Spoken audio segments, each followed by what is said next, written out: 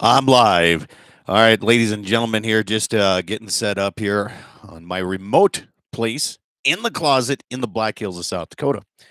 If you want to watch the regular show, it's going to be a little bit, about 20 minutes or so until we get into the regular scheduled program. So if you're watching this as a rerun, you can sure skip ahead if you'd like.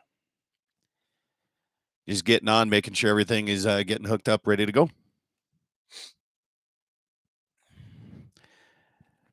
Morning, Magic Mike Wagner.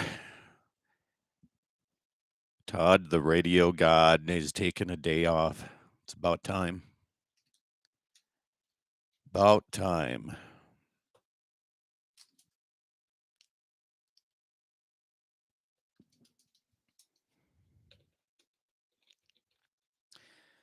Let's see what else is going on in world's life here.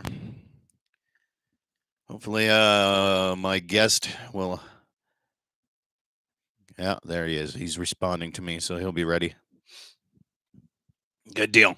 All right. I got to get some other information hooked up here. What else is going on in the world of life there, Mr. Wagner? Let's do this one here.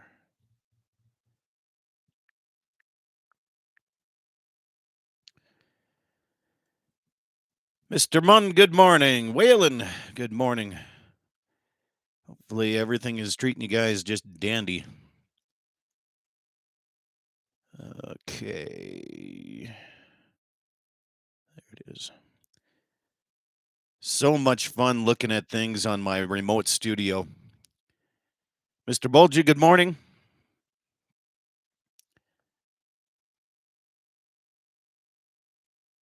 You know, I should actually keep a separate computer screen and separate stuff down here in the hills here so I don't have to go through this all the time and use the small screens. There you go. Morning, Wayne. You like the jersey? Morning, Karen.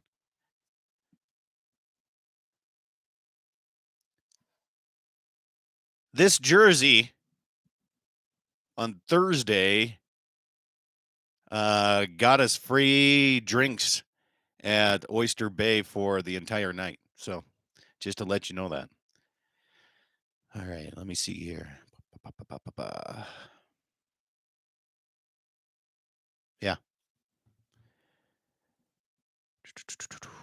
All right. All right. Make sure you get your deer by tomorrow, by the way. Make sure. Let's see here.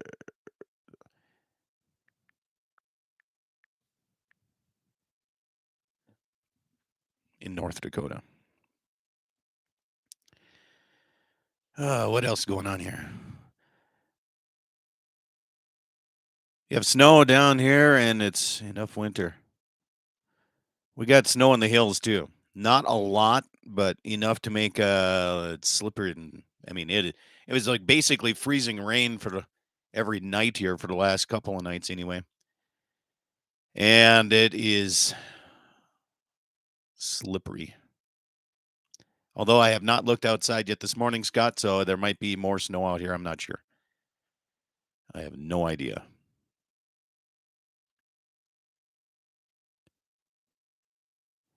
Just trying to get my small screens pulled up of everything here so I know what the heck's going on here. All right. We got here. Yeah, West River ends tomorrow, and East River is the December 3rd next weekend. Okay. All right.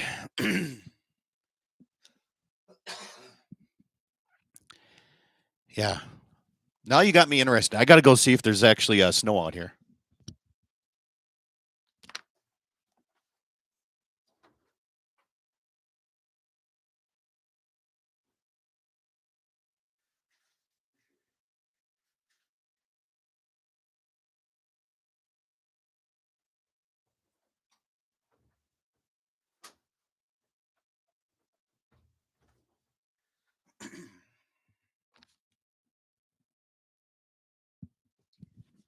Yep. I would say a good 3-4 inches, possibly. Enough to where people are sliding down the hills in Leeds, South Dakota. Oh, the people that don't know what four-wheel drive is, you gotta love it. All right. Yeah. All right, Karen, if you're listening here, let me know audio levels if they're all right. Let me know. Okay. Let's call our guest up here today. See if he's ready to go.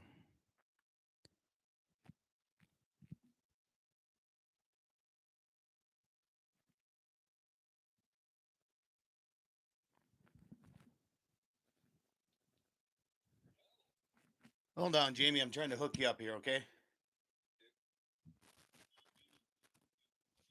I don't know why it wouldn't.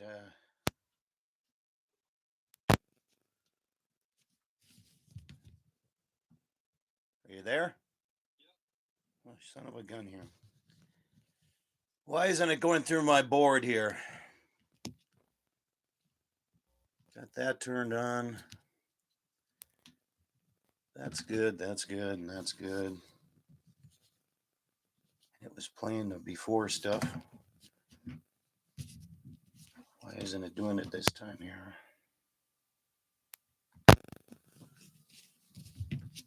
Give me a test there, Jamie. Oh, son of a bitch. All right, let me see here. This is why I call you early.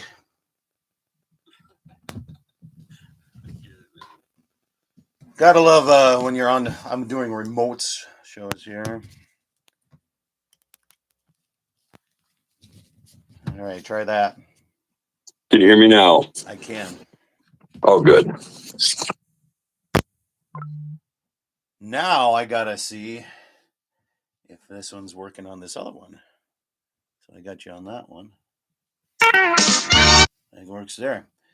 Sometimes it's goofy, man, isn't it?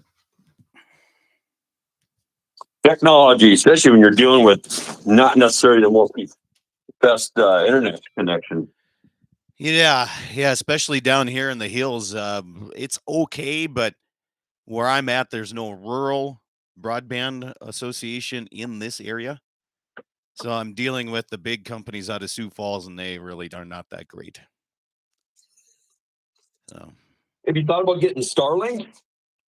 I've thought about it, and I can honestly say I'll never get Starlink either because it's not as good as people think it is. Well, we use it out at camp, at both our remote camps, Right. and It's good enough to do that, but I need at least 100 by 100 to do my radio show. oh, what do they give you with that? I thought they had a commercial package that got you like because they've got different packages. I know, but I honestly, if I can't do it with the internet, I'll just not go to that place. Got it. Yeah. I spend so much on my internet. I have I have internet down at my lease place. And the only reason I do that is so if I'm down there, I can make phone calls out of that area. And the couple that live there as well, so they can have internet. And the stuff I have at home, and we have great internet at the home base. I'm just down in the Black Hills here today, so doing a little remote show. I got away from the ranch for the weekend, so there you go. I hear you, man. All right, Wayne says time to go to the Silver Star for breakfast and a Bloody Mary. I've never been to the Silver Star. There you go. Neither. Is that in? It's in Deadwood. Oh, Or no, well, no. I take that back. Silver Star is in Lead. It is down here. Yeah, that's right. I have been there, but not for breakfast. I didn't know they had breakfast. Yeah, I think I've been there. My buddy lived in Leeds for years, and so when I'm not that far from there. I'm in Douglas, and so I used to go up there and see him and stuff. He doesn't live there anymore, but no, we spent Thanksgiving down this way. Where I let I let Mavericks make my Thanksgiving dinner for me on Thursday. oh, how'd that go? No family this year? We invited the in-laws to come down with us, and they just didn't want to do anything. They didn't want to travel, and The rest of my family, they all have their own things going on. So do my own thing. I don't blame you, man. Yeah. It's when you're kids and stuff, it was exciting to get all the family together. Now everybody's kind of gone their own way. It's yeah. My daughter just moved out in August.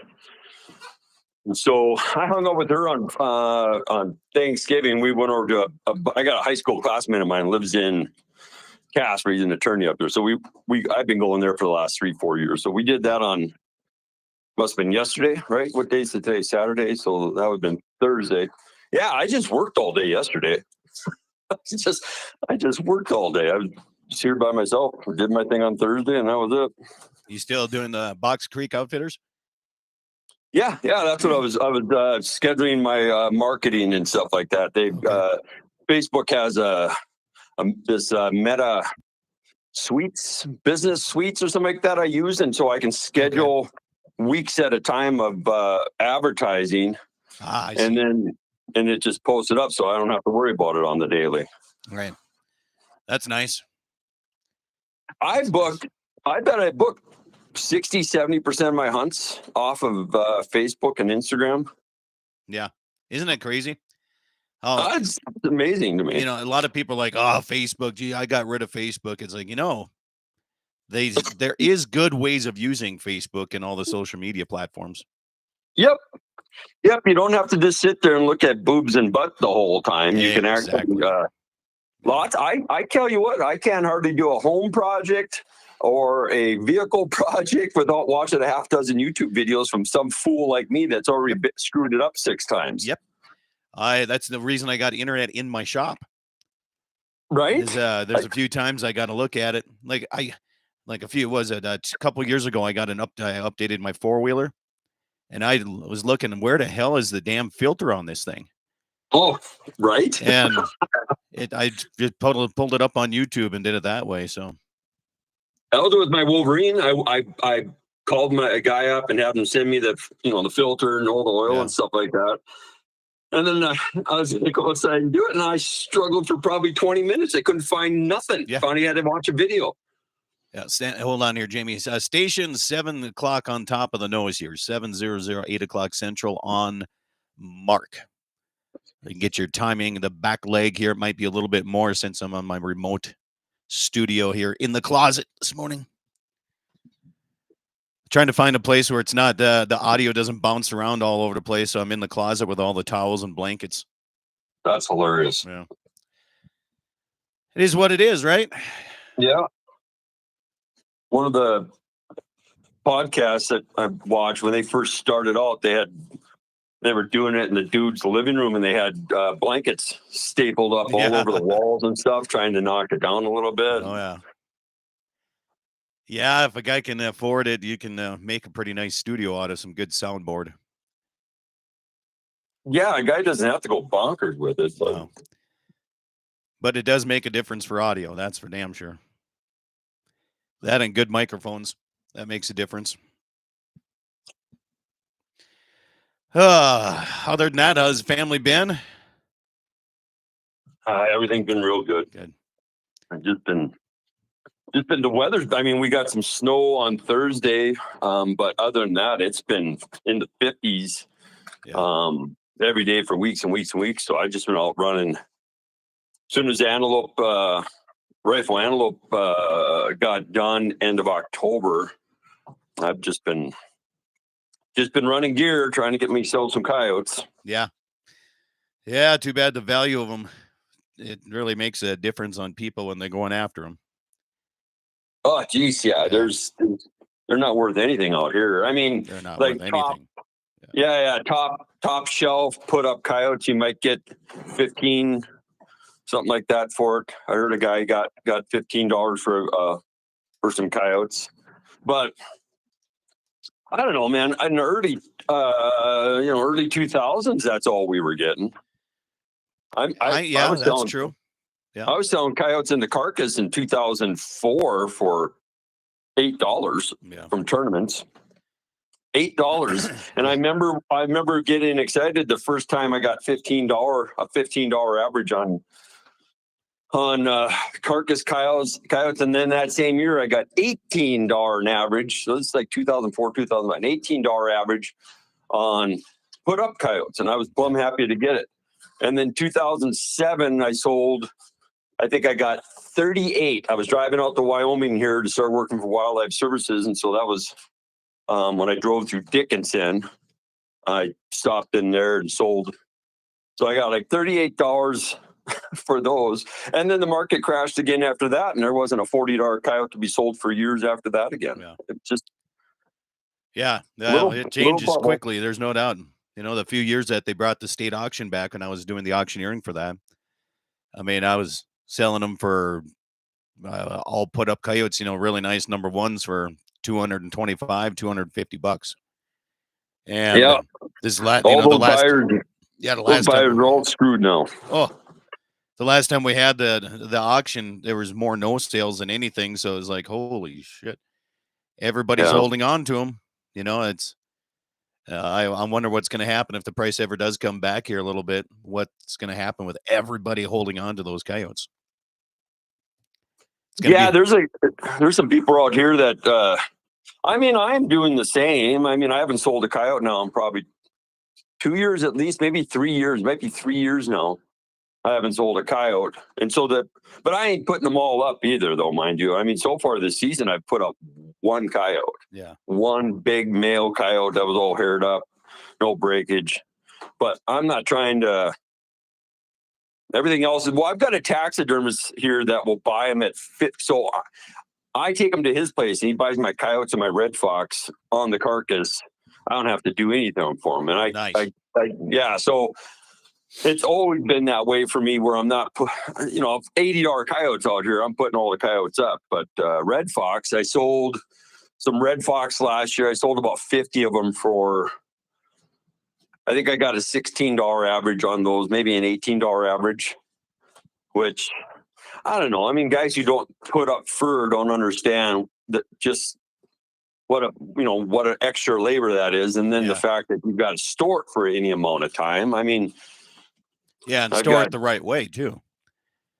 Yeah. You can't just throw them in an old shed or anything, you know. I mean, the guy's got to keep the mine are all off. Folded up in big, huge 3 mil garbage bags, and then they're squished and tied off and then thrown in a freezer. But I don't know if it's worth.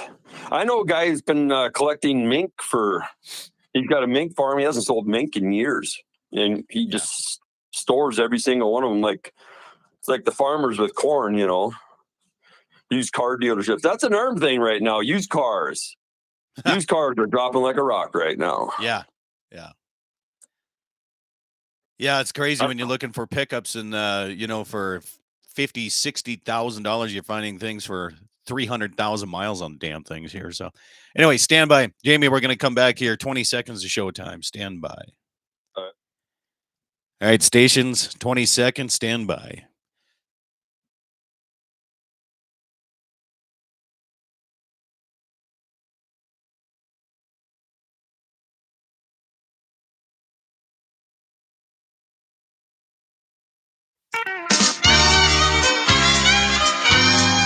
Good morning, everybody. Welcome to the Saturday edition of Dakota Prairie Outdoors, heard all across the Dakota Territory on great radio stations like KCJB up in Minot, K-Fire 550, the voice of the Northern Plains in Bismarck, Mandan, KOLY in Mobert, South Dakota. Let's go to the capital city, Pierce, South Dakota, KGFX, and also on the western edge in Dickinson, KLTC, and also around the world here. If you're watching on the YouTube channel, I appreciate that. And tell your friends to subscribe and hit that subscribe button. Appreciate that very much. Well, let's get to it. We're going to be talking a little bit of everything here. It's been a while. Jamie Olson from Box Creek Outfitters. Good morning. How the heck have you been, sir? Good, man. Great season. We didn't really have all that much weather. We're getting a little bit now, but it's been really nice out. Well, I got to explain to people here. I'm broadcasting from the remote studio in Lead, South Dakota right now. I'm in the Bella Black Hills, and we got about 3-4 inches of snow overnight down in this area. How about over in Wyoming side? What are you looking at that way? I think I got about 6 inches here at my place, but up in Casper, though, they got closer to 10, I guess. making it easier or harder to go trapping coyotes? What is it? Oh, it's so I use I'll go out with a broom and sweep those spots off, and then they look like black gold out there. Those coyotes can see that trap location from quite a ways off. I would rather not have to deal with a bunch of snow. I'm set up for it, but my Wolverine. I usually trap out of side by sides. I've got a Rhino and I've got a Wolverine. The Wolverine's been literally sitting in the shop now for 2 months, at least mid September, and called them up the other day. They still waiting on parts. And then my Rhino has got broke a brake line. It's got a rear axle that needs to be replaced. And so anyway, I'm just trapping out of a pickup, which is perfectly fine. It's just a little harder on the vehicle than just. Yeah. So I don't freeze to death. I mean, it's easier that way, but I'm usually trapping out of a side by side. So what do you make? I mean, when you say the spots, once you sweep them off, the coyotes can see them a long ways.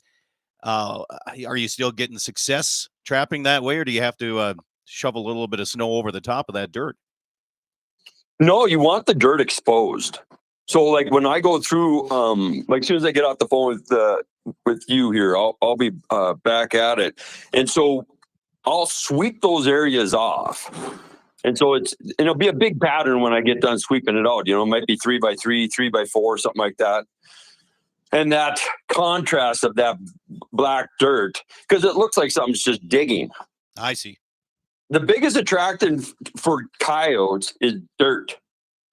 Red fox probably too, but dirt is your strongest attractant that, visually from a distance. Like if you're outside of that, I can just look over and see it. If you're outside of that, then it's birds that are your attractant. Right. If you have to use, a loud lure is only going to go so far. It's if you have like a draw station in an area where you're running gear, the birds working on it is what bringing the coyotes to you a lot of times. They can see the birds, can hear the birds. Birds are a great sound to use as a confidence builder when you're calling in coyotes, especially if an area that's been called fairly hard or a lot of human traffic.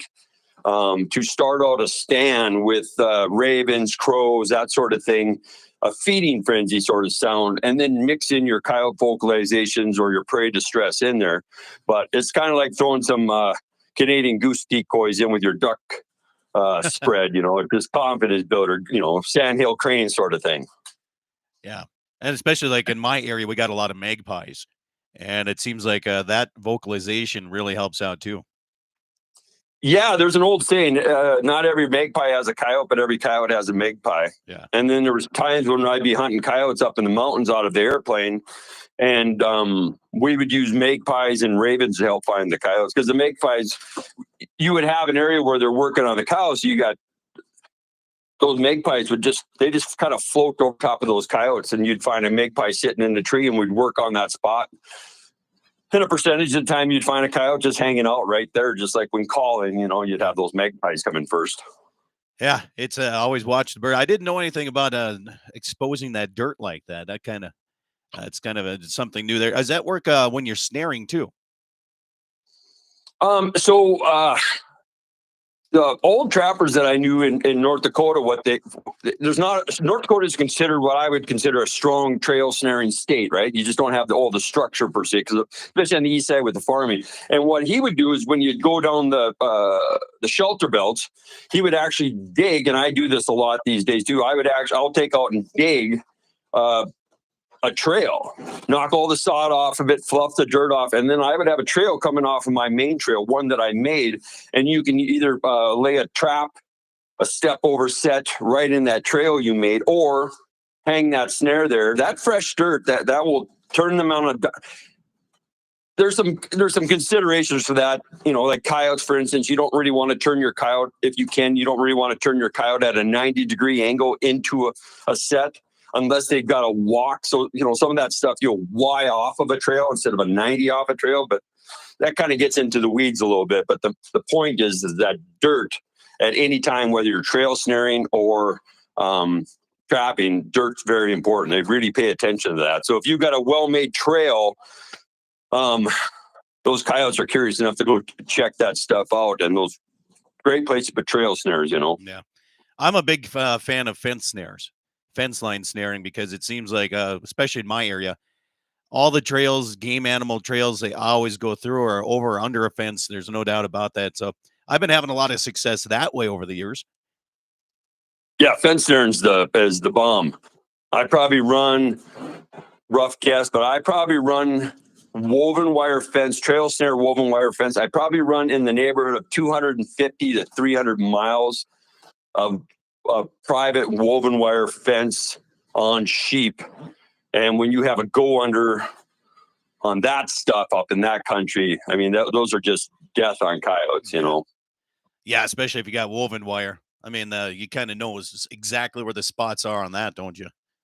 Oh, yeah, it really makes a difference. I mean, I have killed a pile of coyotes over the years on 4-strand barbed wire, but boy, it's a lot, because you may drive 400 or 500 yards. Maybe you drive a mile of fence. Mile's a little much, but you could drive a pretty good length before you have a go under. And for sure, that's the spot they're using. But with barbed wire, you get your coyotes that are kind of just going through whatever. But they do like trails for sure. And a lot of times they'll have back hair that's stuck. Like I'll be driving fence, especially with barbed wire fence. A lot of times I'm not necessarily looking for a true go under per se.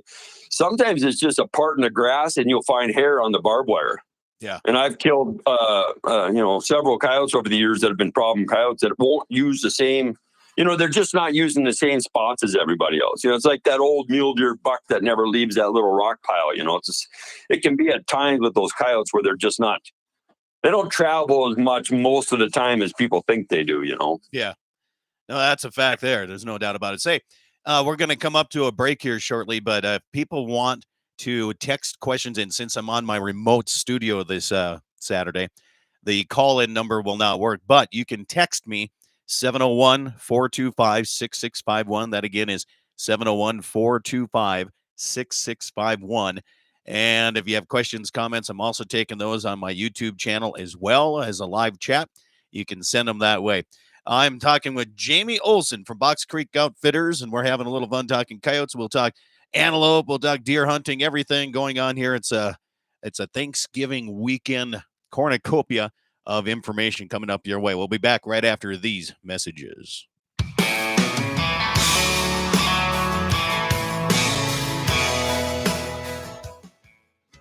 The North Dakota Stockman's Foundation will host a night of fun-filled Western elegance at the Stockman's Ball, December 9th in Bismarck. Come enjoy prime rib, auctions, entertainment, and dancing to live music. Help the foundation provide hope and opportunity for the cattle industry for this generation and the next through scholarships, disaster relief, research, and more.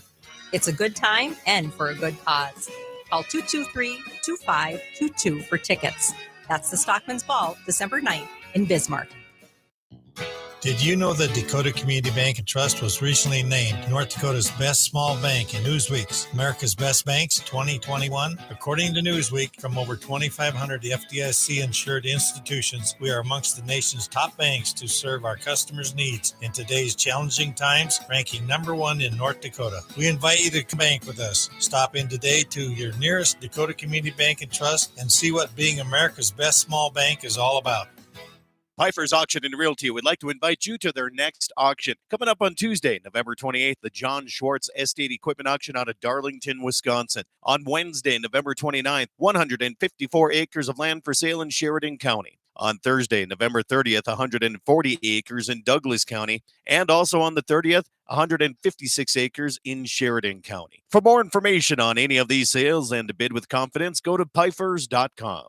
MoPro Guide Service, the best on Lake Oahe. Brent and his staff will give you the most enjoyable fishing experience, always having the latest in electronics, gear, and the most comfortable Lund boat on the water. Fish with somebody who lives in Mobridge, South Dakota, the heart of Lake Oahe. If you need a place to stay, the Mo Rest Motel has newly updated rooms with free internet, a family-owned and operated business. Go to OaheWalleyes.com. That's OAHE Walleyes.com for the best fishing experience Lake Oahe has to offer. Rockin' 7W has all the panels you need. Freestanding panels, windbreak panels, feeder panels, and the original protester panel. You can do it in a fraction of time with just one person on foot or horseback. You can custom order sizes to fit your current operation, or you can start from scratch. Rockin' 7W also does trailer repair on any size trailers, mobile welding, and custom cattle hauling. Call Justin at Rockin' 7W at 701-206-1030. That's 701-206-1030. Rockin' 7W, the farmer and rancher's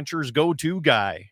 Western Frontier Insurance. Agents that understand you, your needs, and the community. Whether you're looking for coverage on your farm, ranch, home, or auto, you can trust that Western Frontier Insurance will find you a combination of price and coverage that works for you. No fancy jingles, no talking boxes or talking animals. Just good neighbors helping to keep you covered with price in mind. Western Frontier Insurance. Offices in Hazen, Washburn, Wilton, Bowman, and Hettinger.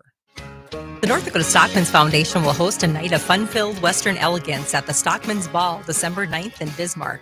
Come enjoy prime rib, auctions, entertainment, and dancing to live music. Help the foundation provide hope and opportunity for the cattle industry for this generation and the next through scholarships, disaster relief, research, and more. It's a good time and for a good cause.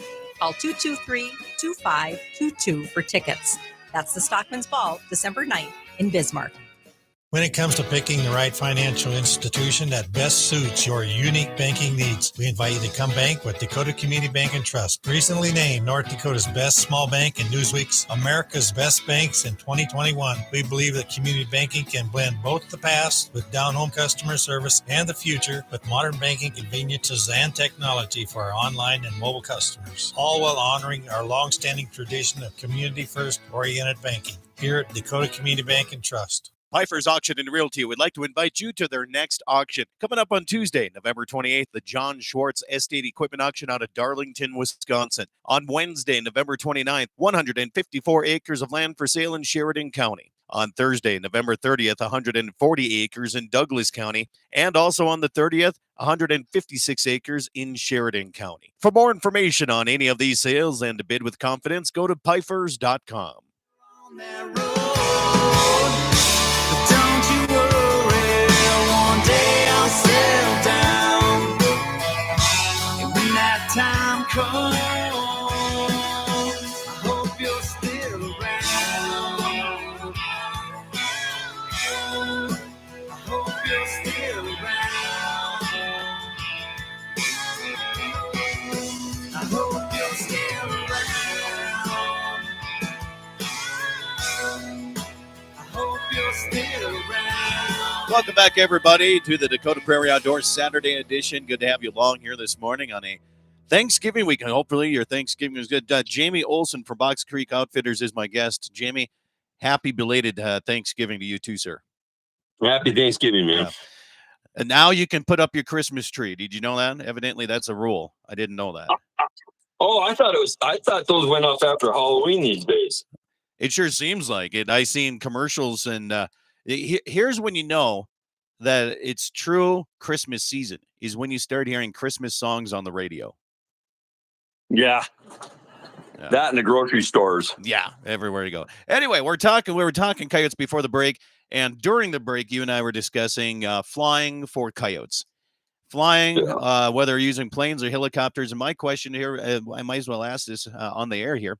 How come you don't see more helicopters out there? It sure seems like it would be easier to get in some of the rougher country to be able to help with that predator control. So, rough country, I suppose there could be a discussion about what rough country looks like, but to speed it up, it's just rough country with a helicopter. So we use Jet Rangers. Jet Rangers back then were about $780 an hour, which I'm assuming we probably even got a little bit of a break on that, but $780 an hour. Our airplanes, Huskies, were a little bit more Top Cub. The Top Cubs would run about a subsidized about $150 an hour. And the numbers have probably for sure have changed a little bit over the years. But I mean, you can see there's quite a disparity in the value there. So most coyotes, problem coyotes, you're looking at 2 to 4 hours to, you're not shooting 4 coyotes an hour out here. You're shooting maybe 1 coyote every 2 hours. Now, you could go out and shoot mousers, so you could say that you shot a bunch of coyotes, but I don't know how much you're accomplishing by doing that. Anyway, the helicopter, you could drop down on heavy brush, let those props beat that ground and push those coyotes out of it. As far as like for me, I did so much aerial gunning out of an airplane that I didn't feel like it was of any advantage whatsoever in any kind of open ground, meaning tall sage and such. Now, if you're flying over spotty timber, willow stands, sometimes even in some really rocky stuff, but mostly like tall willow stands, cattail sloughs. It's kind of nice to have a helicopter to an extent, but you usually, if you're flying, you have a ground crew. People on a four-wheeler, ranchers in a pickup, whatever. And then so me with an airplane, if I had problems like that, I would just get on the radio and have one of the ranchers run down into that area with a four-wheeler or something like that and just push it out. Right. So, I mean, you could just drive it like a dang, like a deer hunt. So we would have ground crew out with sirens, locating the coyotes. I would just hardly ever fly or want to fly unless I had somebody on the ground locating. Sometimes that was me. I would go out, find the coyotes in the morning, get them all marked. There's one over here, one over here, one over here, sort of thing. The airplane would come and meet me on the road, and then we just go in there and pick them all off. Right. But to just grid out an area like you're looking for, just grid an area out and just start flying it, man, you are really making it tough on yourself. You really need a decent ground crew locating with the airplane, just out of hearing range. So if, in that 4 or 5 mile range outside, and then you hit your siren and get those coyotes to haul, and then the plane would swing around, come over top of the truck. You would try to get the nose of the truck pointing towards where you seen the coyotes. You'd be on the radio. They're a half mile out, 1 mile out. I heard 2, 3 or more. And then you would walk them in. So they would fly over top of the truck low. And then I would use my hand, and I would swing my hand from in a vertical position from a 12 o'clock to a 6 o'clock, pointing at the direction, waving my arm, pointing at the direction, the line. They would fly right over top of me, go on that line. I'd be talking to them on the radio. Okay, right beside that red butte up there on the right-hand side, I heard 2. And then once you get past that, come back over towards me, and there's another rock pile I'd want you to check. And then I would move. Once I get them going, and then I would move to a different location, and I would start hitting the siren again. And so that would be my entire 4 or 5 hours of my morning, moving from spot to spot with a siren and locating those coyotes. And usually when I would locate them on the ground prior, we would we'd kill a lot of those. I mean, a really strong percentage of those we would get. But if you just flew into an area, when a rancher tells me he's got a bunch of coyotes, it's not as just because you're up in the air, you'd be surprised at how much stuff you can't see. Those coyotes need to be moving, and generally you either want a complete snow cover, which means the sage has got lofted snow in it, or else no snow whatsoever. But when you get snow and it's on the ground but not in the sage, you got spotty snow. It's horrible visual trying to. Because it looks like a strobe light, especially when you're flying over. It goes black, white, black, white, black, white, with the sage and the snow and the sage and the snow and the rock and the snow. It's not the easiest time it's the worst time to do it, actually. Yeah. But if you have ground crew, it helps. So a lot of ground crew would be beneficial. I know this past spring we had 2 of us basically as a ground crew, and we were maybe 3 miles apart, and we were scouting that way, and we covered quite a bit of ground. We saw a lot of coyotes, but the plane could not find them. And no matter how much we dialed them in and tried to get them into there, with all the deep draws and the timber, it was extremely difficult for those guys to find where we were pointing and trying to get on those coyotes.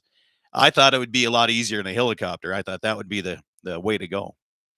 Visually, it's exactly the same. And that's what they're dealing with. They're just not seeing them. And it don't take those coyotes long. I mean, it's if I'm sitting there and I've already flown it a couple times and I've got a ground crew and I've been there on the ground myself and I've done some locating and eatings, I did my groundwork 3, 4, 5 days generally. on a problem area that we're not solving, did my groundwork.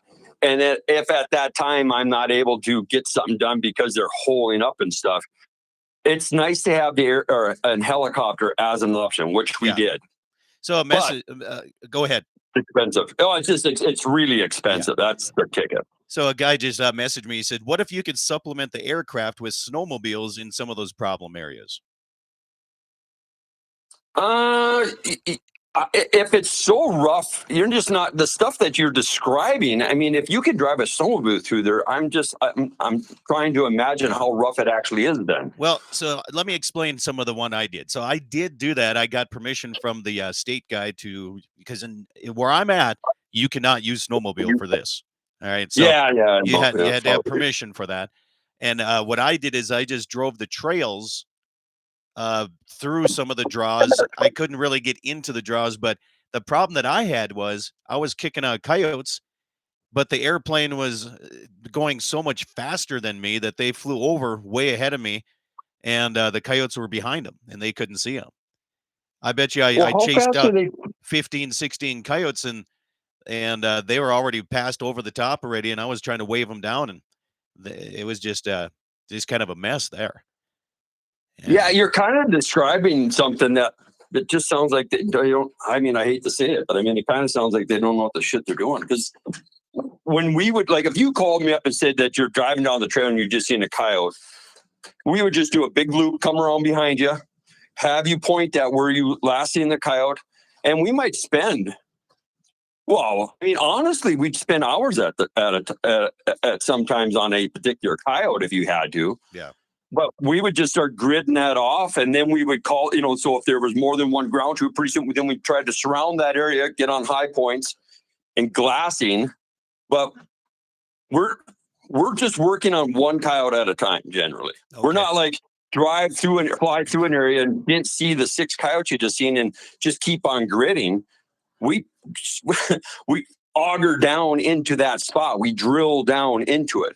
When airplanes go down out here, it's because of that fact, because they were flying back into their own prop wash. And so Huskies are worse for that because they have, because of the weight of the airplane, the amount of fuel that that they can carry, that they were more prone to it. But when I was out, we just had a plane go down last winter out here in this county, a private guy. They both lived through it. Well, I'll tell you, hold that thought, because we're going to come back. We're up against a break here, Jamie, and we'll come back and we'll talk about the dangers of doing that. So more coming up your way here on Dakota Prairie Outdoors. Jamie Olson from Box Creek Outfitters is my guest. We'll have more right on the second half of the program after these messages.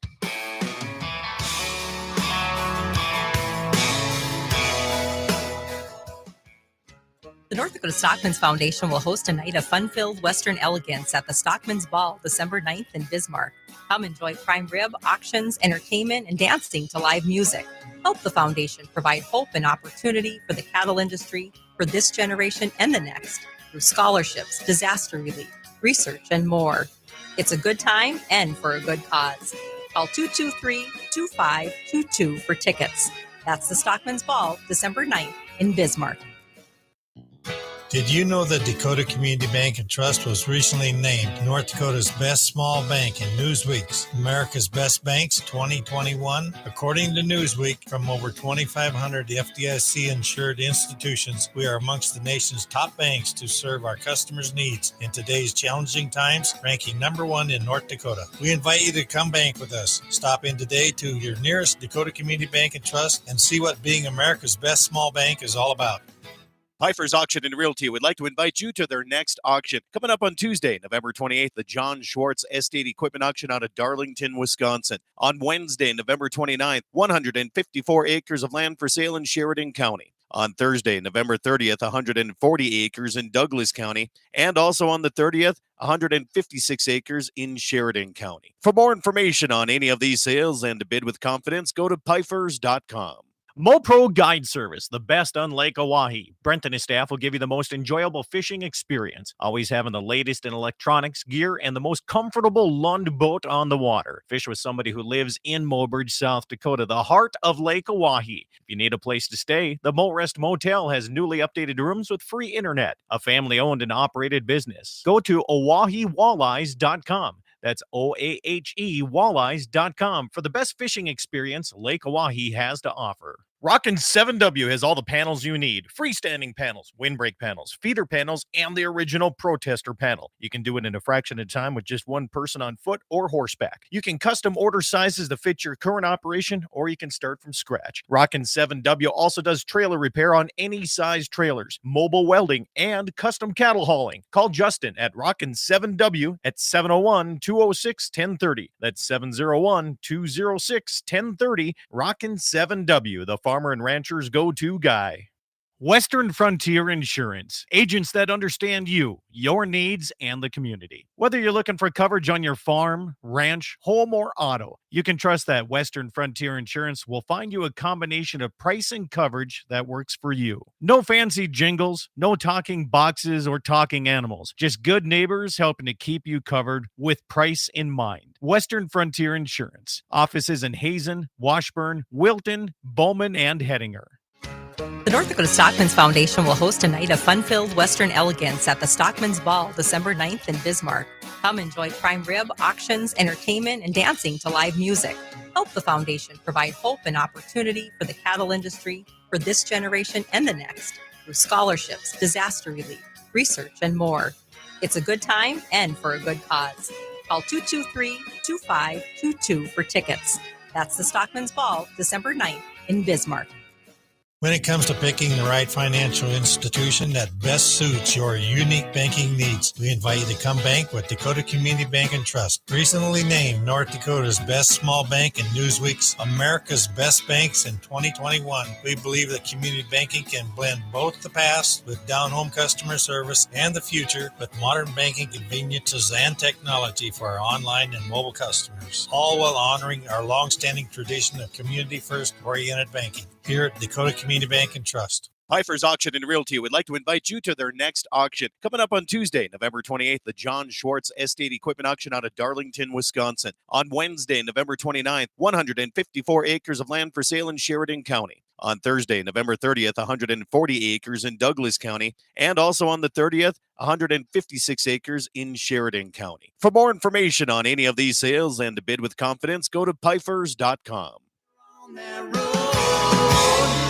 but don't you worry, one day I'll settle down. And when that time comes, I hope you're still around.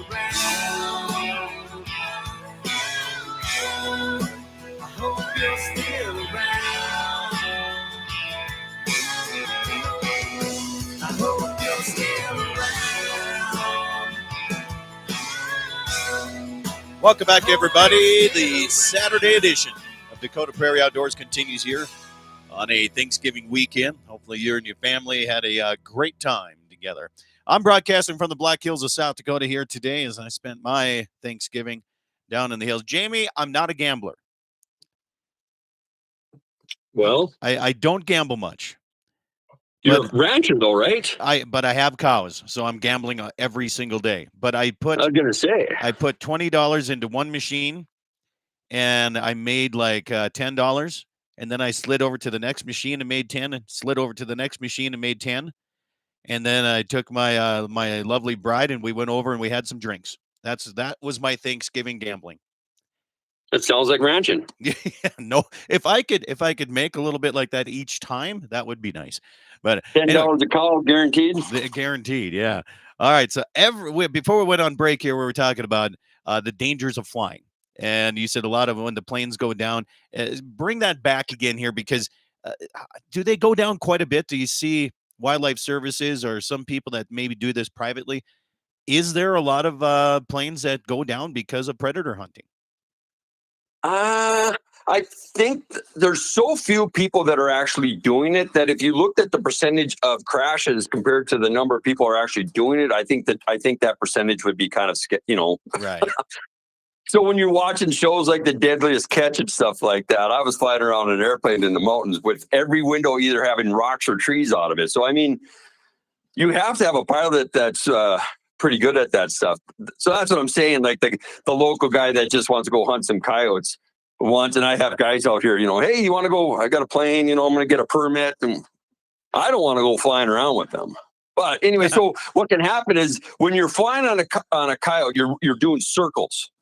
So when you come in on your first pass, you drop out of the throttle. Our pass height might be 15, 20 feet. And then as you come down out of the sky, you're pushing that coyote. You're generally trying to be on his right side. You throttle up and you're pushing that coyote. You want him to run off to the left. And then that way he's running away from the prop, running towards the strut. And I'm trying to get my 2-3 shots off in that little slot area. And then if you miss, they do a, kind of like a Ferris wheel loop. They actually have a plexiglass ceiling in there, so I can watch the coyote on the come around. I'm watching the coyote through the ceiling. And then eventually as we come around, I'm losing sight of the coyote through the ceiling in the wing. Anyway, so the pilot's doing these loops. And then when he comes back, coyote comes through the wing again, comes down into the slot. I'll take my shots. There might be, maybe there's 3 in a group, so we're just coming around and working on that area. Well, you start disturbing all the air. Yeah. And so when you're flying in straight, clean air, right? That's how you get your lift. You got, air going over top of the wing faster than you got going below the wing.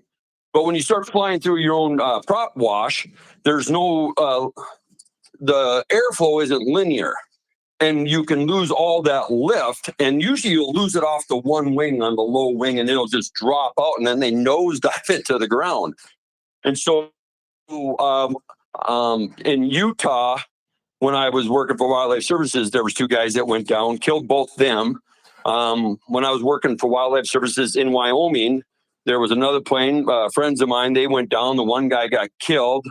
The pilot got killed. The gunner broke both his femurs and laid out in the middle of nowhere. I think it took them 5 hours to get out there. They were so remote. Geez.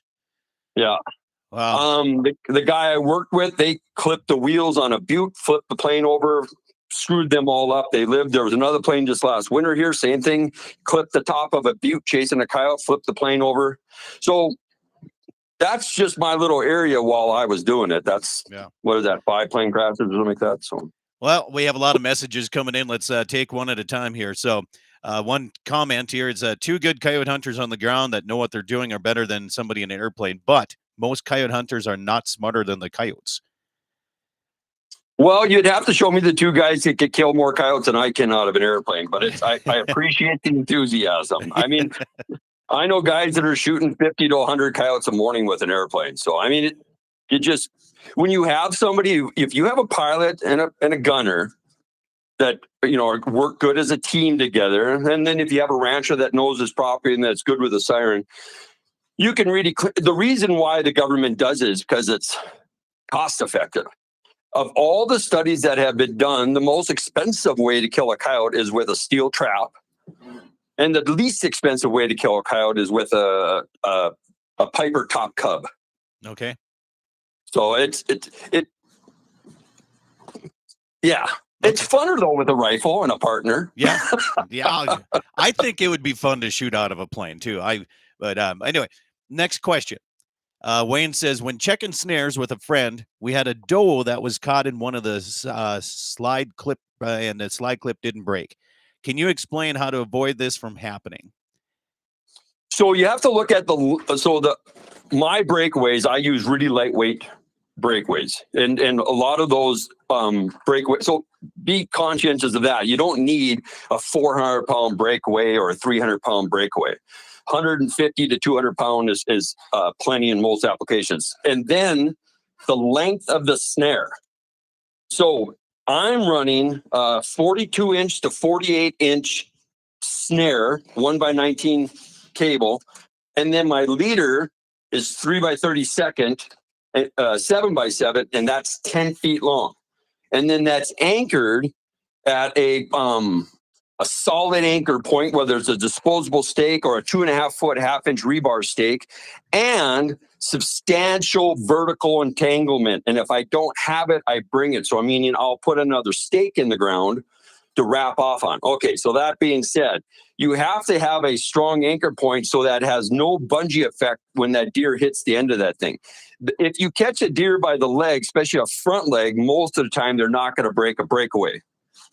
And so you could either use a stop button so your snare doesn't close all the way down so it won't catch that foot.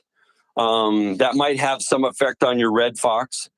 But it's the length of the cable and the anchor point which is necessary in order for that breakaway to go. So I'd want to know what the length of your cable is, what your anchor point looks like, and then how many pound breakaway. Okay. Yeah, and we're talking about catching them by the feet here. I think if you catch a deer by the head, most of the time they'll be able to break away, unless somebody's using like really super heavy breakaways on something like that. But yeah. All right, next question.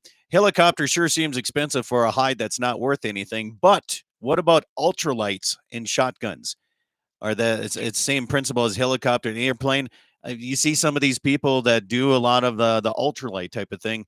Is it worth using those, or is that too dangerous? Yeah, that sounds like I'd rather do it with that. Because here's the thing: if an ultralight, the weather would have to be so pristine. If you're and yeah, I checked into it.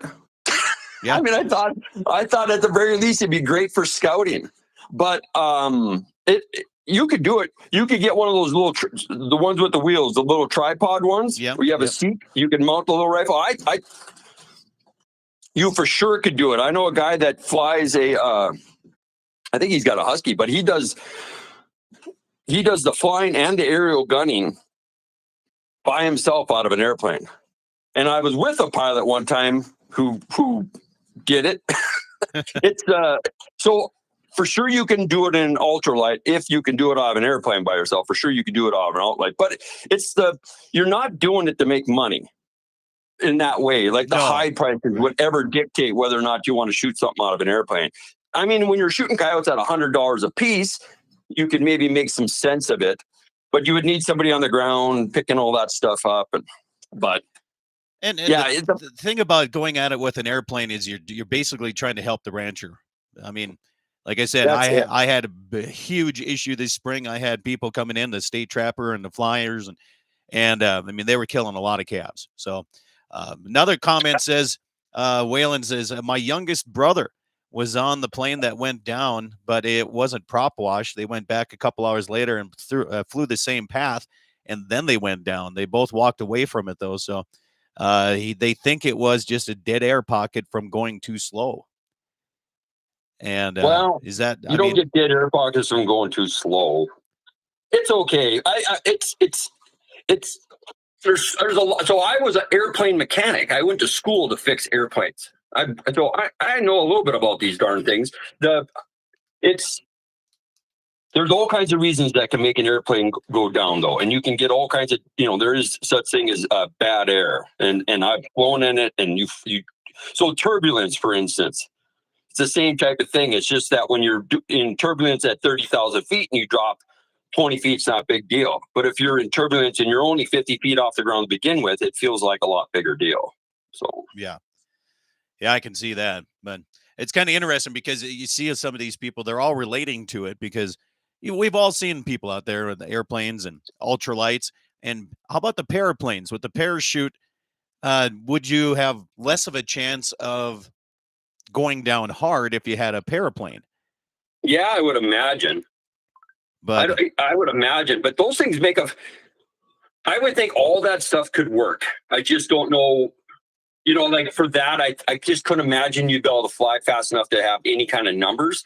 But like for your own personal ranch, if you want to, I think this, for me, killing coyotes, and this is probably true for everybody. I'm not trying to, but killing coyotes isn't that difficult, right? It's finding them that's the hard part. Right. And so, like, knowing a coyote was someplace is one thing, but knowing where he's at in the moment. So like the locating, whether it's with an airplane, a helicopter, an ultralight, and seeing the coyote, that's 90% of the problem, right? Right. And so I think an airplane and ultralight, all that stuff is great. I just think it's when you're dealing with problem coyotes, I just think they're great. And whether you're killing them out of that vehicle or just locating them out of that, I just think they're just such a great tool to use. So, but it'd be dangerous though. I would just. Yeah, it is dangerous. I could see that. Yeah, I mean, you got to have some pretty good cojones going up and doing that. Now, off of the coyote side, got a message says, "How was your antelope hunting season as a guide?" Yeah, it was great this year. We had some really bad areas in Wyoming. Most of those were all in the western part of the state for our antelope and mule deer. Out where I'm at, I'm in the east central, and my numbers were fantastic this year. 100% on my archery antelope, and went 100% on my rifle antelope. Well, look at that. That's not going to hurt your business coming back there. I tell you that. No, and we go 100%. You know. On my rifle antelope, I started my outfitting business in 2014, and we've been 100% successful on our rifle antelope hunts. I had one guy that had a bonus antelope hunt, had a combo hunt. He didn't shoot an antelope, but he'd been out here a bunch of times before. He actually shot a booner on my place one year, so he didn't shoot one. But other than that, we always get our antelope. We shoot good quality antelope over there. It's Wyoming, we got great antelope. We don't overhunt the properties.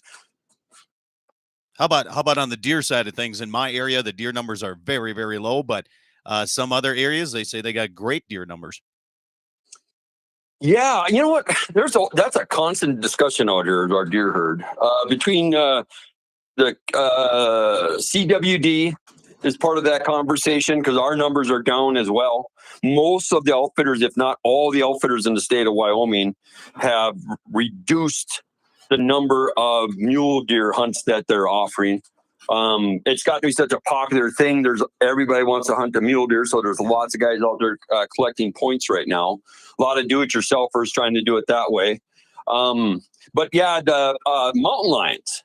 I don't know if mountain lions predation on deer is really taken into consideration at a level that it should be considered. Because out here, I found 2 dead deer on my line the other day. I actually if you watch my Snapchat, there was a dead bobcat kitten in there. In that same location, and I don't know what happened if the deer stomped that bobcat kitten to death. I kind of envisioned there was nothing left of anything. Even the skull, all the hide was pulled off the skull on the fawn. The doe, I didn't even find her other than just chunks of hair. For me, bobcats don't do that. No, and coyotes generally will drag a deer a little bit. You know, they might drag them 20 yards, 30 yards, but they're not. To me, that was mountain lion. And the bobcat was just happen chance. I'm assuming a bobcat came in to eat on that carcass, and that kitten got stomped on by something. But anyway, I think those mountain lions are causing as much of a problem with our deer herd as weather and CWD, because those are really, all that stuff's natural, but we kind of have, I don't know. It's like the game and fish departments in most states just don't seem to spend any time. They'll study a bear to death. They'll study a bobcat to death. Mountain lions, they don't seem to mess with them as much. I'm sure everything about them is more difficult to deal with. Yeah, it might be a little bit harder, but there's a mountain lion just northwest of my place that was taken here last week, and just hanging out. And we had some deer hunters find some on my lease place. They were trying to get some deer tags filled, and they came across a mountain lion down there too. So it seems like they're spreading out, Jamie, a little bit more each and every time. How about your elk herd in Wyoming? How's that looking? Oh, that's fantastic. Is it? They're increasing the number of opportunities for non-residents over here dramatically. Our tag prices are going to go up on everything to be a little bit more reflective of what the rest of the West is doing. But we've got great elk numbers out here. Lots of public land. The area that I have just south of my house, which is Area 7, really tough to get into. Lots of points, of course.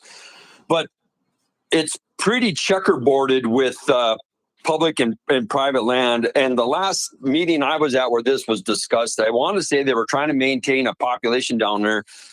Their elk herd around 8,500 head, and the last numbers I heard of what they've got down there are in excess of 13,500. Oh my! Yeah, so our central Wyoming and eastern Wyoming elk herd has been just expanding year after year after year in areas. I'm seeing elk in areas historically that I'm a trapper, so I'm out in this stuff year round, right? I'm not just a fall, I'm a control trapper.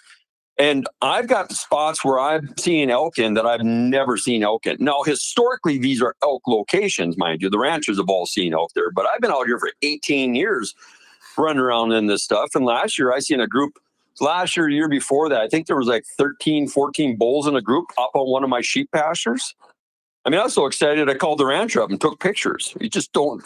Yeah. And he shot one. He got a bull that season. One of the ranchers did actually shot a bull that season up there. So our elk herd is great. Our mule deer herd, I don't know. It's spotty in areas. So Is that reflecting of it? Is the population of elk increasing? Is that pushing out mule deer? Yeah, in some areas. So like your mule deer are really shy, quiet, non-tolerant animals. They're not aggressive. They're not going to fight for space or food. Now, that's why that's why ranchers generally don't want whitetail on their properties, because they will push those mule deer out, and the elk will do the same thing. The elk are fighting the mule deer for the same habitat, the same areas. Exactly. Not necessarily the exact same food per se, because mule deer will eat a lot of browse, but we don't. Out here, we have issues with not allowing forest fires.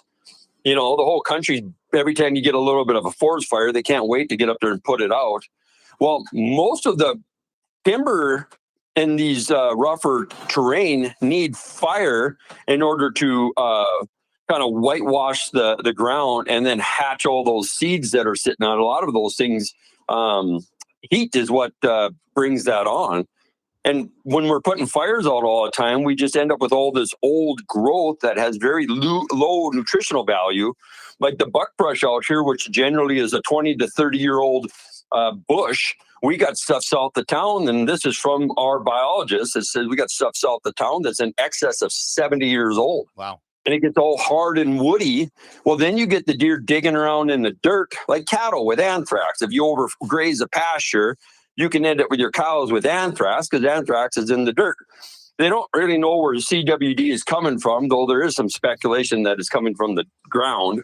Right. But anyway, we would go a long ways of solving some of those issues by allowing these forest fires. And those people that want to build up there, I guess they're just going to get their shit burned down. But well, Jamie, we're up against the end for the radio side. Appreciate you being on the show. We're going to continue on the YouTube channel. Thanks for tuning in here this morning. Appreciate it. Have yourself a great weekend. Eat some meat, drink some milk. Have yourself a good day. All right, stations. Thank you. Appreciate that. Jamie, we're still live on the YouTube side. So now It is unfiltered. We don't have to watch our language as much as we did here before with the radio side of things. But so you want to talk about CWD. I don't think CWD is the issue as much as EHD. I think EHD, I mean, that's taken way more deer. The only way people can find a dead deer with CWD is when they turn in deer heads and then they study them. Yeah. Right. So, I mean, you're not seeing deer just dying of CWD as much, but the only way they're finding it is head collections. But but EHD came through 2 years ago in our area, wiped out everything, and they're no big deal. They say that's Mother Nature. Well, so does CWD. It's the same. It's Mother Nature doing the same thing. So EHD, if I understand this correctly, it's a fly, right? Well, it's what did they say, a midge or something like that? Yep. Yeah, something like that. Lays an egg inside there in the water. It goes into the navel cavity. So with that out here anyway, so for us, generally that's a late season problem. Yep. And it's with stagnant water. And so if we have a late freeze, then you will have those collection points and you'll have those late season larvae hatches. If we get an early freeze, that is not an issue out here at all. Right. If we have, right, so if you have an area that's got running water or early freeze, it's usually not so much of an issue. I like that CWD, right? Though, doesn't that seem to be an issue regardless of the weather? It is, but what I'm saying is I don't think CWD is as big a deal as they're trying to make it look. Like all the money that everything is being spent on is all about CWD. It's all about CWD. But can you honestly say that you see a deer or an elk or anything that's died out in the open with just that has to be CWD? Well, we did have one that, let me back up here. I had one that I came across of that had classic signs of CWD, right? So I didn't take it in. It was in the middle of hunting season. I didn't take the time. I just put it down. I got some pictures and video of it. And he was just standing there blind as a bat, shaking, skin and bones, standing up. I literally walked. I could have grabbed him by the horn and thrown him on the side. But I sat there for 20 minutes trying to call the game warden right in the height of hunting season. It was, anyway, so I ended up putting it down. But that's the only one I've seen that was, I could have just left them stand there. But do you know for sure it was CWD, or was it EHD, or was it a hardware disease? Was it something else? Well, the EHD, when they are in, most of them anyway, they head for water. Yep. And the CWD, they're kind of just out in the. So this one was just out in the middle of a grassy pasture. He wasn't any. And the creek is to the south of him. So I didn't get that one tested. But I mean, as far as like visually, the foam coming out of his mouth and nose and all that stuff. I mean, visually, he had all the classic signs of it. But in agreement with what you're saying, though, I am a professional outfitter guide. I've been out here almost 20 years doing this. I've seen it once. Exactly. That's what I'm saying is. And that, maybe I've seen a bunch. I've seen lots of dead shit laying around by my water ponds, specifically antelope. I don't know if I've noticed much dead deer that I thought were EAD, but it's certainly, now there's been some speculation. There was one spring where I found 3 dead deer down by the creek on the west end of one of my properties, but generally it's what I'm seeing, and from also talking to other outfitters and such, the EHD has been the problem specifically with our antelope, at least in recent years that I've noticed. Yeah. Yeah, and that's all I'm trying to get at is, they got this $70 million they're going to give away to states for CWD research, and they care less about EHD, but they're all the just, it seems like a scare tactic is what it seems like to me. But anyway, Gene Cox says, are there any wolves out that way? Oh yeah. The northwestern part of the state, of course, they've got I don't know if oodles is the right word. But down here where I'm at, more of the southeastern, yes, we have some. There's been more and more sightings. There was just a recent sighting of a wolf in California that they don't have any record of anybody dropping off. They think it's some animal rights group that snagged one and dropped it off down there. Yep. They're Colorado, I've heard that there's been some more sightings over there, and also a grizzly bear sighting. I heard that. Yeah. But pretty much throughout Wyoming, you can see them, but most of them are up in those heavier mountain ranges in the north. Because down here, if you see them, you can shoot them with anything. Airplanes, helicopters, all that stuff, snowmobiles. Yeah. But up in the northwestern part, you got a license. How come certain game and fish departments just are against that, man? Like ours, if we find a wolf on our place, it's illegal to shoot it. If we find a feral hog, it's illegal to shoot it. Yeah, some of that stuff, I think where people mess up is that they really that shoot shovel. Well, they go shoot shovel and shut up. Yeah. The problem is the shoveling. Do less shoveling. Yeah. And also the problem is the chips that they have in the ears. Yeah. So here's the thing with that, though, man. You just got to hear me on this. I work for the company or the government agency that would have done that. Yeah. The Game and Fish contracts wildlife services to fly those animals down to what we would do is that we would trap them. and then we would collar them, and then you let them go. They get back up with the pack. About a week or so later, you go up with a helicopter, you find your collared one, and then you either dart stuff or else you kill it, right? Yeah. They have trouble. So there is no chip that they can put in ear that can be tracked with a satellite. That just isn't real. It isn't. Okay. No, they can put a chip in the ear just like they do your dog and wave a wand out of it and get some information about where that wolf was.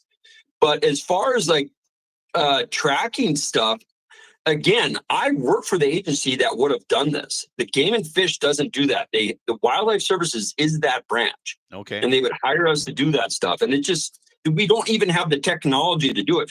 We had radio collared wolves that the batteries would go dead on them and they would lose track of those wolves, right? Yeah. If so, when we would call them up and say we've seen a wolf here or had a wolf there, we're not calling Game and Fish. We call Wildlife Services, and they're the ones that track all that stuff. And if we would have seen a wolf that had like a chip in it, and we're asking, they would have told us that's such and such wolf from such and such area. Okay. And that's not what we got. We got the shoulder shrugger, like, oh shit, we didn't know about that one.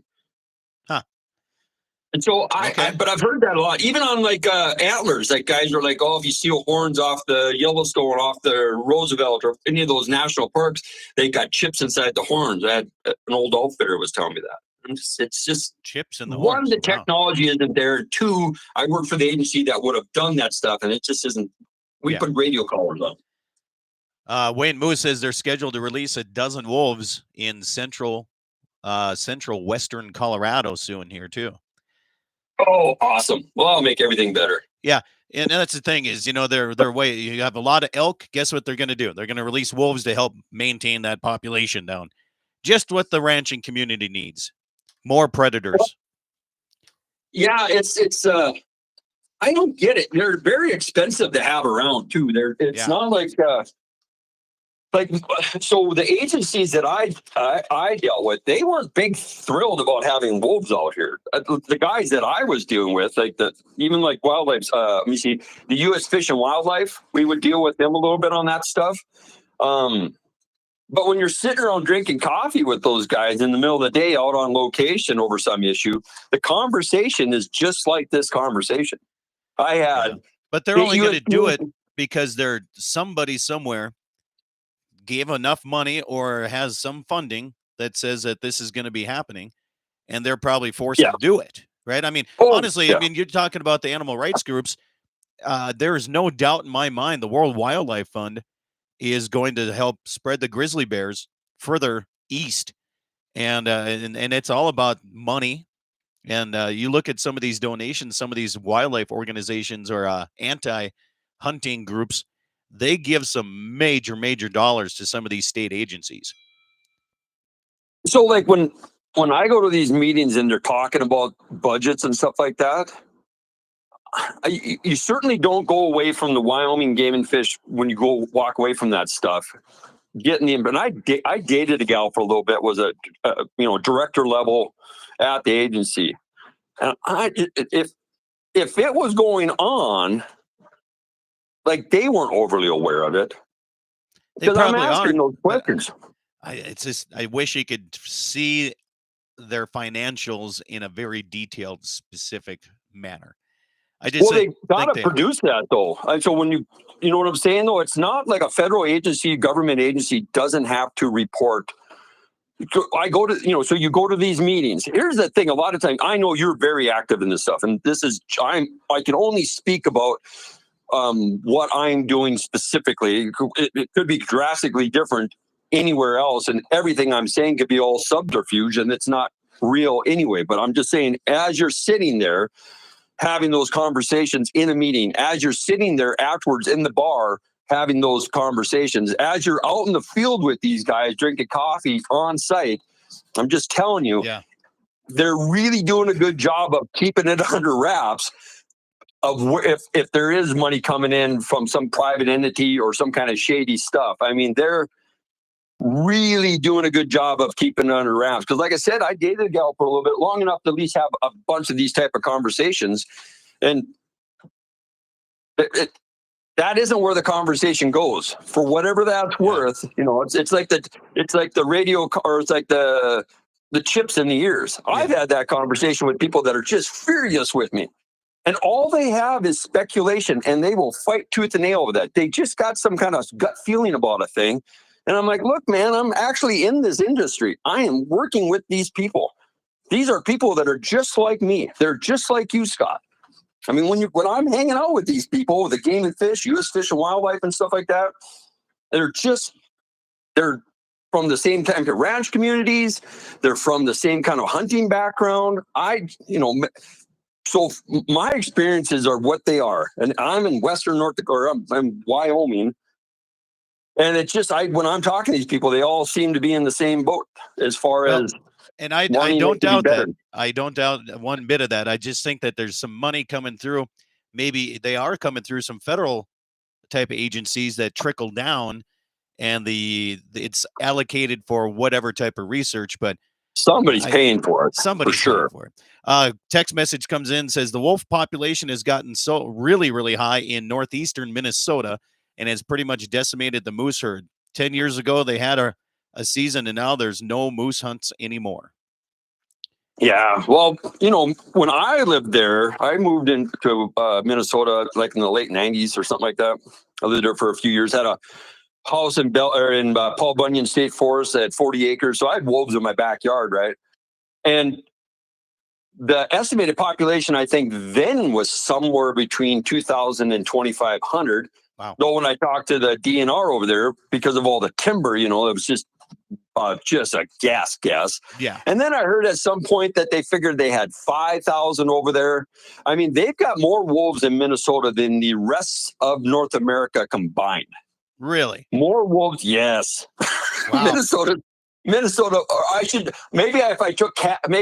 take Alaska out of there. Maybe it was the highest population of wolves in the lower 48 or something like that. Somebody can look that up and double check it. But it's like here, it's in the hundreds. We don't have like thousands of wolves in Wyoming. Same thing with Montana and Idaho. Yeah. Minnesota has thousands. Wow. Thousands and thousands and thousands of them. And they never got rid of them. The boundary waters never got, like every other state pretty much eradicated their wolf population except for Alaska and Minnesota. Well, there's a story coming around, and it was out of Wyoming about talking about grizzlies and moving. And after that one, but they're saying now that the Dakota Territory, the Badlands of North Dakota, would be very good habitat for the grizzlies. And when are we going to start seeing? Plains animal. When are we going to start seeing them move over? I guarantee that if there's money to be made out of it, and like you said, these anti-hunting organizations that pick them up and they relocate them. And there's definitely something to that. Especially the wolves. I mean, the trap a wolf. Not that that's easy. Here's the thing about trapping wolves. When I lived in Minnesota, catching a wolf was just something you were going to do. You were going to catch a wolf in your fox set. You were going to catch a wolf in your coyote set. You were going to catch wolves in your trail snares. Now, you may not hold them, if you're not set up for them, but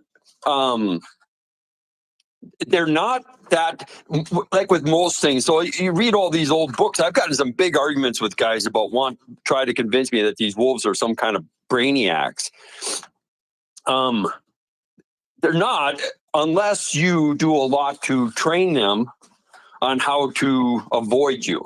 Yeah. But they're like everything else. I mean, they don't really have any kind of a natural avoidance to things unless you're starting to make mistakes. Like you have to go bigger with everything when you're trapping. The problem with, like in Minnesota, I'd be trapping red fox and you'd catch a wolf by the toe in your little 1.5, and he would.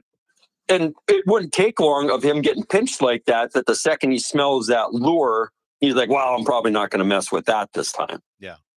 But yeah, the wolf thing, most of the states too, and I would imagine the bears are going to be the same way at some point.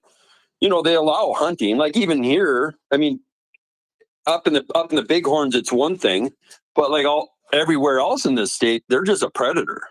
You don't have to have a license. That would be great, Jamie. If they would allow us to do that where I'm at, I'd have no problem. But it would be It would be illegal at this point. If I were to shoot a wolf or a bear or a feral hog or anything, I would be in trouble. Well, like I was talking to a guy, and how that maybe this is an off radio, off YouTube conversation, but the most people, let me say it like this: most people mistake coyotes for wolves, especially if they're by themselves. It happens all the time. Well, there's a big difference if you see a coyote beside a wolf. I mean, but you never do, though. You never see a coyote beside a wolf. No, you always but see I mean, a wolf by himself. But if you would see a photo of a coyote and a wolf, I mean, they're definitely two different size animals there. Yep. So there was a guy. Here's the story. There was a fella that got himself in trouble for. They speculated. They found a dead wolf. Thought he was the one that shot it. Right. So they took his butt to court, and they were going to get him on this big fine. Right. Yeah. And what he said was, "Look, man, I seen a coyote. I shot at a coyote and I missed, and I went about my day. There was no tracks. Nobody walked up to this dead animal to verify anything. They just found a dead animal, right? So what they did then is that they pulled up the Game and Fish website, and then pulled up a picture of a wolf, and then pulled up a picture of a coyote. And the judge said, yeah, I can see how you could mistake those two. That was the end of it. Really? Now, if he had walked up to the wolf, the whole shoot and shovel kind of thing, if he would have walked up to the wolf, that would have been the end of it. He would have been in trouble. But he just he didn't he didn't think he left anything. He shot at a coyote and missed. End of story. Out here, if you see a wolf, the Game and Fish and Wildlife Services generally will not believe you. You have to have, and this is true of me as well. When I was working for Wildlife Services, they would want some sort of verification. So when I was in the airplane and we see a wolf, there's two of us. We seen a wolf. That was the end of it. But if I was to see a wolf out there, now I'm not saying that my coworkers in my office wouldn't have believed me, but I'm just telling you, you have to have, kind of like a wolf expert, to somebody to verify that it's indeed a wolf. So that all being said, when you have professionals that need a second set of eyes that tell you whether or not it's a wolf before you, the layman who generally never has any interaction with a wolf whatsoever, it would be difficult at best for them at any sort of distance to see a coyote or a wolf by itself and just definitively say to themselves, I seen a wolf. Yeah. It's like coyotes howling. I had a guy the other day tell me that he heard 6 coyotes howling. Well, did you hear 6 coyotes howling in a group, or did you hear 6 individual coyotes across a drainage howling back at you? Because I'm telling you, if you got 6 coyotes standing together howling, you have no idea how many coyotes are standing there howling. Exactly. Yeah. So we always said 3 or more. Like, yeah. I can identify 3 coyotes within a group. I never thought I could identify one more than that with any kind. And this is with absolute certainty. I never tried to tell somebody they had coyotes that didn't exist. I heard 6 coyotes out there. If I don't know definitively I heard 6, I'm going to say the number I know for sure. 3 or more. Because then they want you to kill 6. I see. Right. So same thing with wolves. If I'm on a property, I always tell ranchers, you don't have a wolf problem, you have a feral dog problem. Yeah. Which is true. Yeah, and you're not equipped to identify a wolf, but you are equipped to identify a feral dog. Nobody will give a shit if you got 10 dead feral dogs on your place. Right. But you start telling the countryside, hey, I seen at the bar, hey, I seen a wolf on my place. Hey, I seen a wolf on my place. Hey, I'm seeing a wolf on my place. Now, all of a sudden, somebody finds a dead wolf laying over by your place. Yeah. All fingers point to you. Yeah, I got you. Yep. So I always say, I got a feral dog problem over here, and I'm wondering if somebody can help me, because nobody has a problem killing a feral dog. Out here, if the rancher told me he's seen a wolf, and I went to the office and said, I seen a wolf, my next thing out of that director's mouth would be for me to go back there and remove all the equipment that would kill a wolf. Oh, geez. That's standard protocol. So I'm not telling anybody I'm seeing wolves. Wow. Because you have to take your gear out. If it, like in your state where they're protected, they're federally protected. Wildlife Services isn't supposed to run lethal equipment on an area that has been determined to be wolf habitat. You have to have wolves present. Now, your area may not be considered wolf habitat, but if there's enough people seeing wolves in your area and some do-gooder decides to call that a historically wolf habitat, well, then you could end up with more eyes on you than you would like to have. Right. Okay. Interesting here. So a message comes in, says Hugh Glass encountered a grizzly bear near Lemon way back in the day. There's a big story about that. I don't know if you've ever heard that or not. No, that's awesome. Yeah, there's actually, I think there was like even a movie or something that they made for that. And then Wayne says, when the Montana season opened a few years ago for wolf hunting, they had a 200 quota, filled it in 3 days. Then all of a sudden an injunction came down from the courts to close the season again. Yeah. And that's frustrating. And Gene Cox says, it's not wolves out there. It's just a pack of Jack Russell Terriers raising hell. There you go. That's about what a wolf is, too. It's a 120-pound Jack Russell Terrier. Oh, yeah. Well, buddy, I appreciate you taking a little time here, having some fun here on a weekend. And, this whole wolf thing, that could be a show on its own. If we start getting some more information, I didn't know about the Minnesota side of things, how many there was out there. Yeah, we could, if you want to do something like that, just give me a heads up and I'll get my some of my notes together. I when I was working for Wildlife Services, I really kind of jumped down that rabbit hole for a minute because I was having some wolves showing up in my county that we had seen out of the airplane. And actually, one of them was working on some yearlings coming out of a group of yearlings up in the mountain. We couldn't even shoot the darn thing. Wow. And so like all the stuff I'm saying, none of this is much of a speculation. I mean, I'm working for those agencies, right, talking to these people, and also with other agencies about this stuff. And I think people, everything that's happening is real, but I think sometimes where it gets into the weeds is why people are doing it and stuff like that. And I don't even understand necessarily why they're finding it necessary to be dragging all these big apex predators back into these communities. But yeah, that's definitely what's going on. It is. Yeah. All right, man. Well, have yourself a good one. We'll catch you up here before too long and try to put something together for a show like that. I think that'd be pretty interesting. Yeah, just give me a couple weeks notice or something like that, and that way I got some notes and stuff together because there's some really, really cool information to talk about with that stuff, especially with the economics and politics that are that surround that stuff between the ranching communities and special interest groups and stuff like that. Yeah, it's a big conversation. Yeah. All right, man. All right, bud. You have yourself a good weekend. Appreciate it. Yep, you too. Talk to you later. You bet. See ya.